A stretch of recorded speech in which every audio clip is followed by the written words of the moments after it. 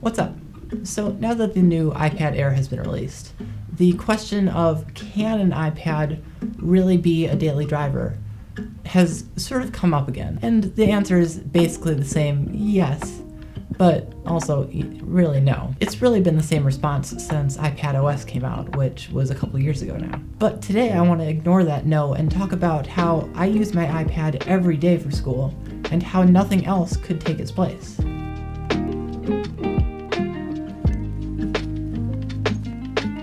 Now, obviously, school is a bit different this year, which has led to a bit of a different structure in how I'm dealing with my work. Whereas before this pandemic, there was a bit more paperwork.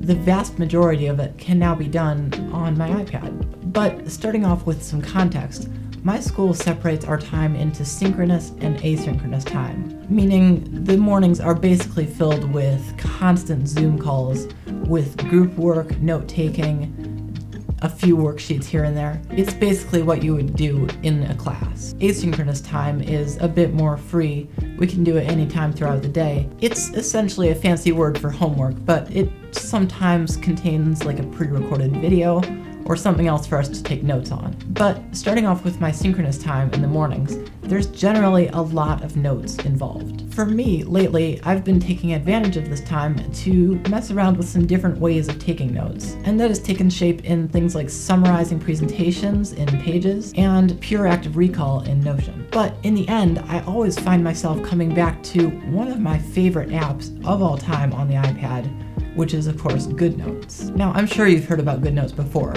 It's everywhere.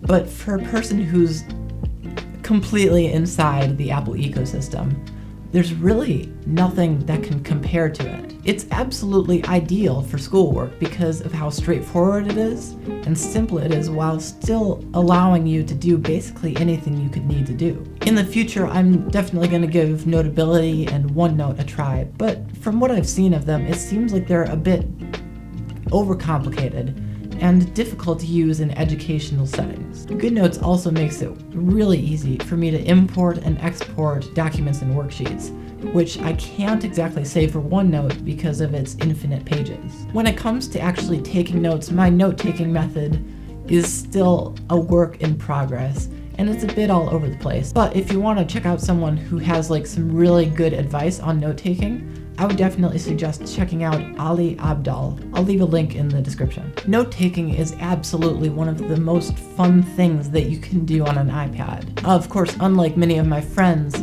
my notes are not actually literal works of art, but it gives me a chance to be creative with my designs and really just do whatever I want with my notes, which I can't exactly say for just pen and paper. Even if they don't look the greatest though, I find that I more fully understand the content way more than I ever did before if I typed my notes or just listened. In the future, I definitely want to try out the paper-like screen protector, which is supposed to make it feel a bit more like paper, because it can be a bit difficult to get the right control with the iPad screen because it's sort of slippery, but at the moment I can't really afford that, and it feels just sort of wrong to buy a knockoff from Amazon.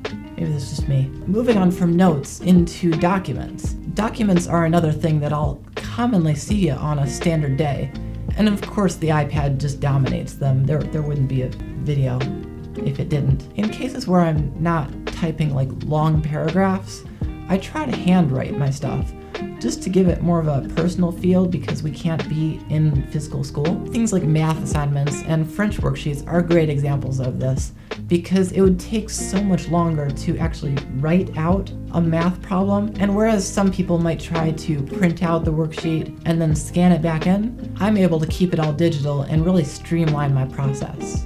But sometimes you really do need to type out long essays or extended responses. And in cases like these, I use Apple's Pages because of how well built it is for the iPad and because the text processing in GoodNotes isn't that great. In the past, I have worked a bit with Microsoft Word, and while it's not bad, for a person who's is completely in the Apple ecosystem, I'm very accustomed to Pages, and I love it because of the continuity. Because, of course, it's made by Apple, which means it syncs through your iCloud drive, and any documents that I edit on it up here on all of my other devices. This also allows you to access it from the online portal, which is also pretty cool.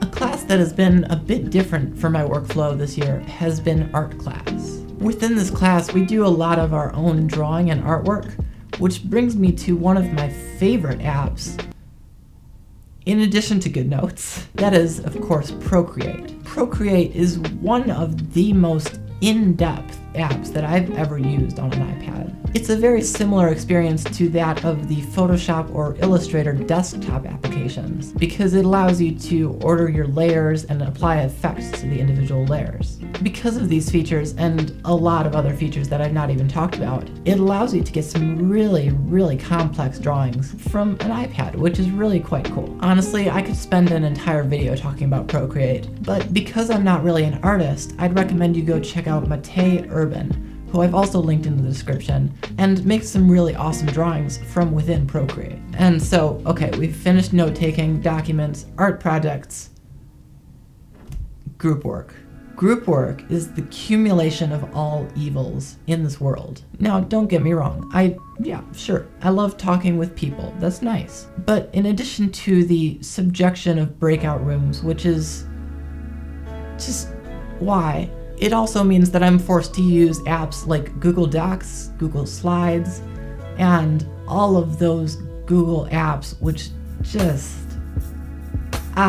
some of the worst apps that I've ever had to use. Especially with Google Slides, it's not even uncommon for the content just to not even show up, forcing me to move to a desktop where it'll show up. It doesn't make sense. This is the only part of iPad that really doesn't work for education, and it's not even because of the iPad, it's just bad development. But throughout the bad development and bad software, I still love using my iPad for all of my school use. And sure, for people who need to do more intense work like photo and video editing, programming, all that stuff, no, don't use an iPad. It's not right for you. But for students who are really just, taking notes, editing some documents, and maybe drawing a picture every now and then, it makes a lot of sense. Which brings me to the new iPad Air, which is sort of my reason for making this video.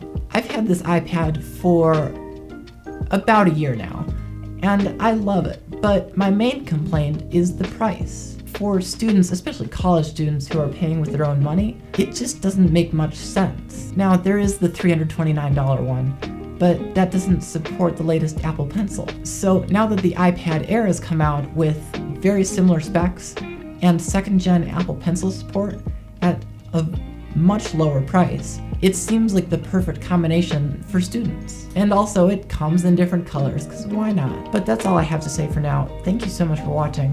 Make sure to subscribe if you haven't done that already. And yeah, have a great day.